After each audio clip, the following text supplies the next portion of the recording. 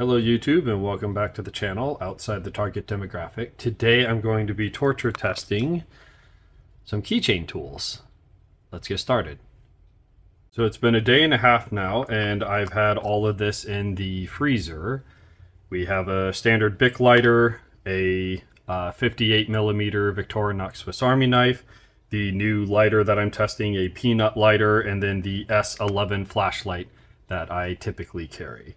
So I'm pretty sure the Bic lighter, from what I've read online, it's probably not going to work.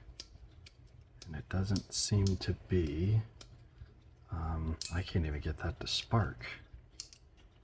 Which is not the failure I would have thought we would have.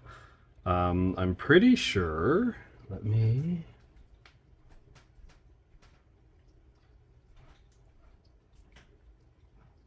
So you can see the fluid level there, and I'm showing you this to prove that it is not empty and that it is not solid. So the fuel didn't freeze, but the fuel has to be at a certain temperature in order to vaporize, and that's the vapors, the fumes are what's going to light. I can't even get the sparker to spark. So we have the frozen one and one that works. One that works. Okay, interesting. So I cannot get it to spark, but the fuel still works, and that I can get it to light from a different source. Interesting. So not completely useless, but did lock it down.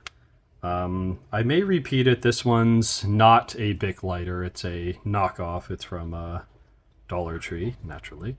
But I may freeze this one and see if it's the same thing. This one has the shield to make sparking a little more difficult, from what I can tell, like a safety child thing. So I may freeze this one as well.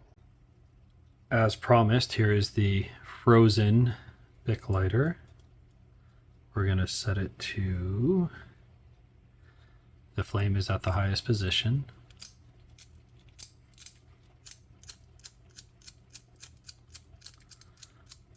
Not ideal.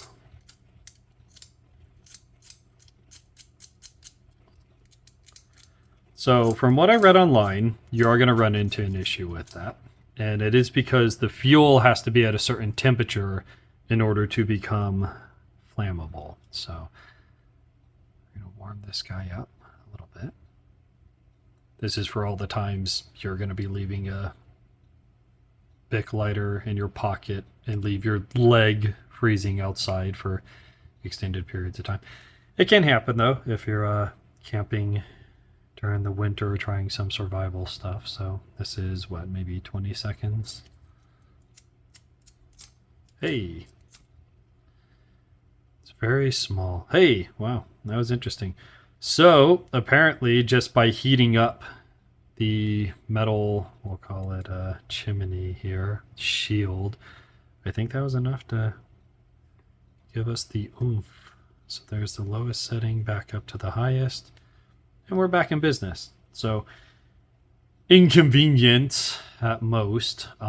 Stick it in your armpit or cup it in your hands for less than 30 seconds and you'll be able to get it reliable again. So moving on to our keychain tools, we have the 58mm Victorinox. The springs are affected, but you still have a bit of a snap to it. It's not as good as a room temperature one, naturally.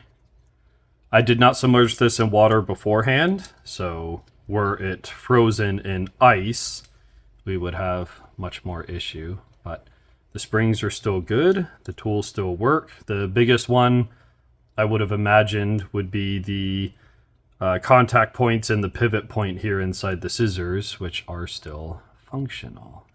So that guy works.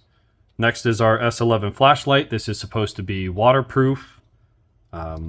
Again, none of this stuff was submerged. That'll be a different test. But we have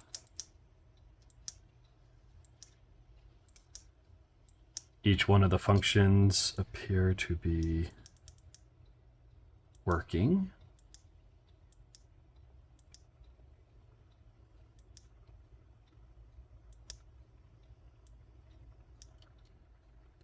And this green light will turn red and stay on, even though the green one turns off, while it's in use, and that will tell you your battery is at or below 20%. It needs to be recharged. So not only is it working, it looks like it will work for more than the duration of this video. Typically, lithium-ion batteries especially, they do not like to be cold, so freezing it for a day and a half, I would have figured would make it very, very weak, but that does not seem to be the case. And last is the peanut lighter. I filled it 3/26. It is currently April 18th, so we're coming up on almost a month.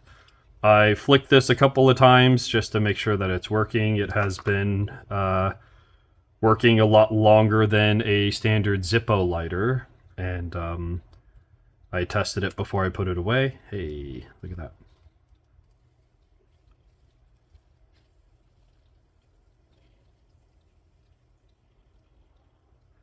Still has some windproofiness. If we, I don't know if building up the fuel will make it a little bigger or not. Nope. Interesting. So the frozen test, the keychain tools here are functional. I guess next up would be a submersion test. So we know the Victorinox is going to survive, but I am not sure about the peanut lighter or the S11 flashlight. So let's find out. 1, 2, 3. We have lights. We have camera. We have action.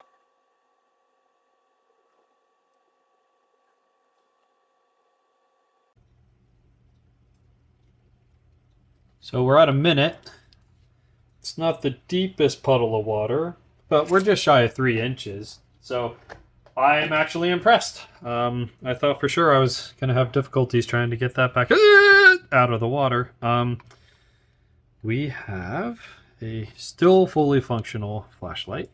I'm going to go ahead and see if I can go through the functions. So we still have the button works. We still have the LEDs are working.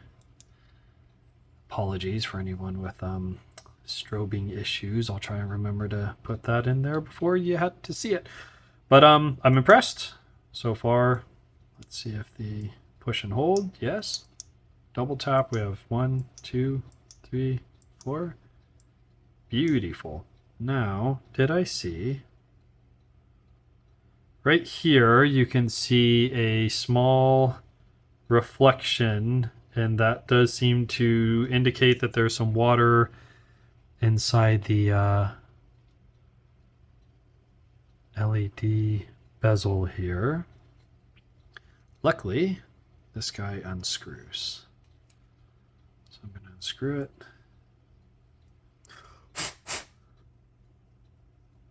There is a little bit of water on the reflector. It's just a solid piece of plastic, as ironic as that sounds, and it will transmit the light a little bit better. So I'm going to go ahead and dry off that cone. So it is waterproof in that it will continue to function underwater for all the times you need that. I don't know that you're going to find too much deeper of a puddle anywhere, and it's not going to be staying underwater for any more extended period of time than that. I imagine once you realize it's dropped, you'll go after it, but down here does not seem to have anything in it. We do have an O-ring along the part that I have unscrewed. We have a rubber button that extends out a little bit. You can see right here, I'm going to keep changing the light, you have a little bit of a smudge. So it looks like some water was starting to ingress there. Honestly, the one part I thought would have been the biggest issue, the power plug, as it were, appears to be the most airtight of them. Interesting. But we have a fully functional light. That's pretty impressive, actually, especially considering, and I'm going to continue hitting this point, the $8 price tag on that. Next up for the torture test, we have the peanut lighter. This one's going to hurt, so let's go ahead and do it.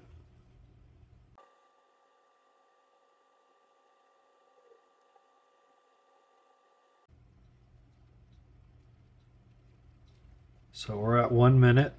I'm going to go ahead and dig this guy out. You can see there's an air bubble trapped along the side of the hemp wick. What I didn't see was perpetual bubbling or indication that there was a leak, which is kind of what we want. So I'm going to go ahead and towel this guy off.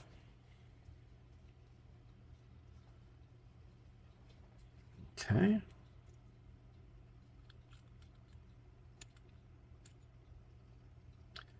I do not see any moisture in there. Don't really see any moisture on the flint wheel or anything, so hey, 2 sparks. Beautiful. Okay, and then I believe I've done this before, but just in case. This is hemp wick. Hemp wick has beeswax and hemp. And it is supposed to be waterproof-ish. Let's find out. So what I usually do is I will wrap the lighter, be it a Bic lighter or the peanut lighter here, in this stuff. The fuel is kind of necessary to get a fire going, but if I can sacrifice something else to keep the flame going, I will. So now I can extend under a fire or down into a thick candle, one covered in a globe or something. Once I boiled the water away, I was able to get that wick lit, even though it was submerged. This time I'm not going to dry it off. You saw I just dunked it in there. We're dunking it about 2 inches in there. Let's go ahead and get the frozy guy, which probably isn't frozen anymore.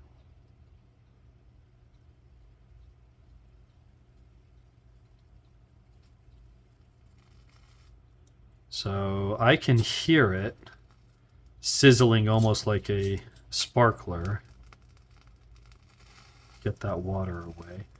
But with a couple seconds of using the fuel from whichever fuel source you have, burns pretty well. Blammo, gravity spike. What I guess we've learned is leaving the wick wet, is not ideal. So here I am, stuck in the middle with you. I just toweled that guy off, and it lights quite a bit easier.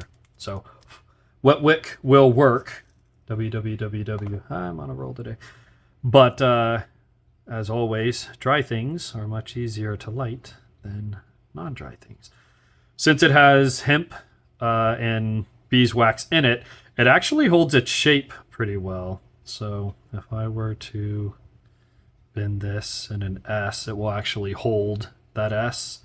And if I pull it out, it will kind of hold its shape more than twine or dental floss or something like that. So again, I think it's pretty nifty that I can reach out to light like a gas burner for a camp stove, or light a bundle of sticks to get a fire going. I can even cut the wick off, light this part, keep it at an angle, and the wick will slowly burn up while that is sitting under a bunch of sticks to get a fire going. So I don't even have to get the kindling in the environment started. I can sacrifice some of the wick, which is very lightweight, as we've proven, waterproof, and very flammable by nature and marketing. And that will make fire starting all the easier. You know what? This will be fun.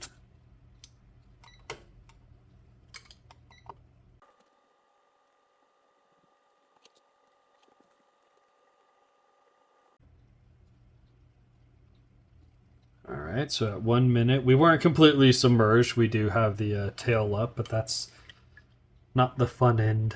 So we're just going to give it a couple shakes. Not even getting a spark. Not even getting a spark. All right.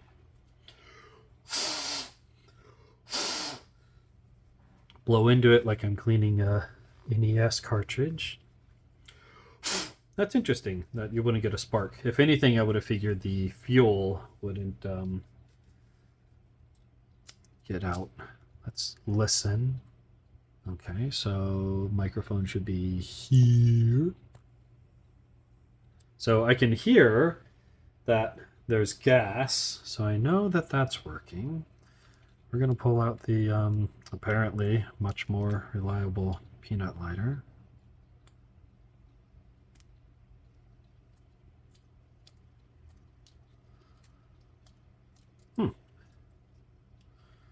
Rather difficult to do.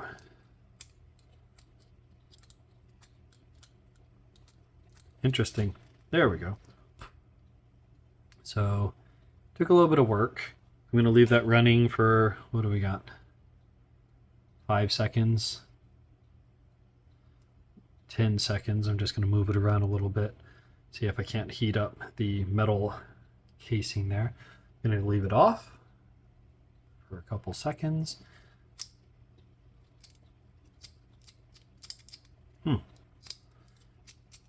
Interesting.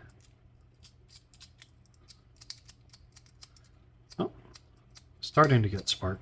So you're going to have to work it for a bit to get that to spark. And again, if we go back to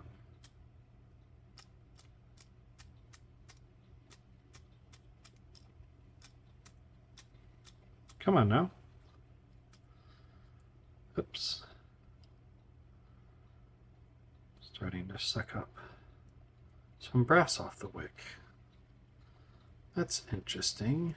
Make sure you don't do that. Okay, so we're going to pull a little bit of wick up. There we go, first strike. That's better. So, the gas works.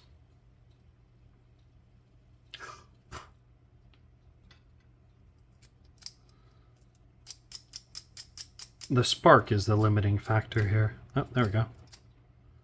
So it took, what, 1.5 minutes trying to get that to work. That's very interesting.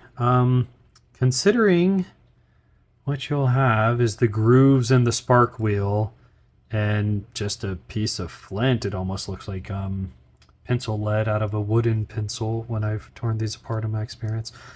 I'm surprised that water locked it down that much. That's very interesting.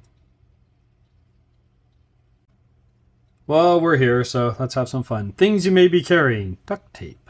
I've heard that duct tape in small strips is supposed to be flammable. That's thinner than it was. Let's find out if that's the case.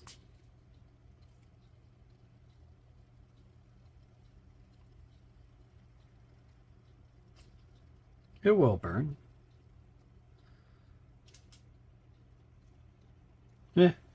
Not the greatest.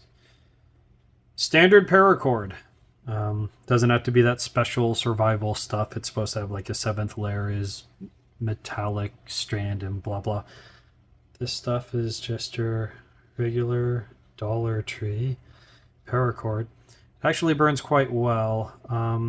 You get a gooey plastic burn to it and black smoke, so try not to be inhaling it, but it will burn pretty well. Guess I could have clicked that. This is a 3-inch section, and you can kind of sort of control it. Upright like a candle is going to slow the burn down. Upright's going to speed it up a little bit, but even keeping it upright like a candle, you can see it's kind of throwing the fire out. It's not burning upright like a candle wick would. It's probably have a chemical burn going on there. So blowing on it pretty well, and it doesn't seem to be going out. We've already confirmed before with science that the battery-powered fan... Oh no! So that's on low at maybe 6 inches away. So it's pretty decently wind resistant. Wow. Okay. Rope. Also from Dollar Tree. Let's see what we got. It's going to take quite a bit more to get lit.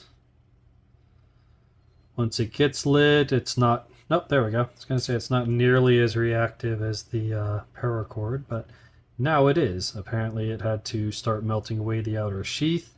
This one's going to burn the strand quite a bit faster. This is the same length, 3 inches, same as the paracord was. Blowing on it, it's got some resistance.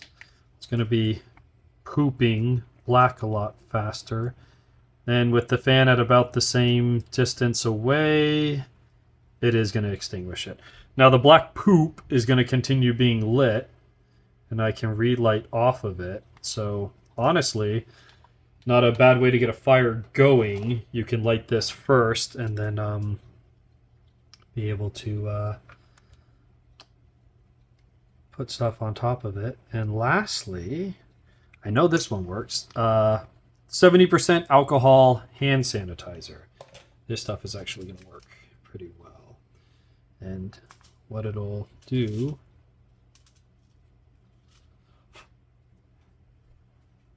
is it's going to burn, and it's going to burn in a blue flame. So let's see if we can get that out of the way. You can see a blue flame off of it. It's a little late for that, but 249. If I got my hand about 6 inches above it, I can feel the heat. The lower I go, the substantially hotter it gets. Very much like the, is it benzo? Whatever the burners are that you put underneath your food at like a wedding or whenever they bring food in for Chipotle or something like that to keep the metal pan of food warm. But it burns for, we're coming up on 45 seconds since I started showing you the timer, more like a minute and 15. So this stuff burns pretty well. It doesn't put out a lot of smoke. And being a liquid, it would probably sift to the bottom of a fire pile to help you light it. But it burns very, I say slowly. It will burn for a long duration with a low amount of fuel. And you know, hand sanitizer has a myriad of uses, just like using paracord for tying things and keeping things off the ground, keeping them dry, securing tarp, stuff like that. This too can be used for sanitizing your hands before and after cooking, any kind of cuts, scrapes, stuffs you get like that. You're still burning. So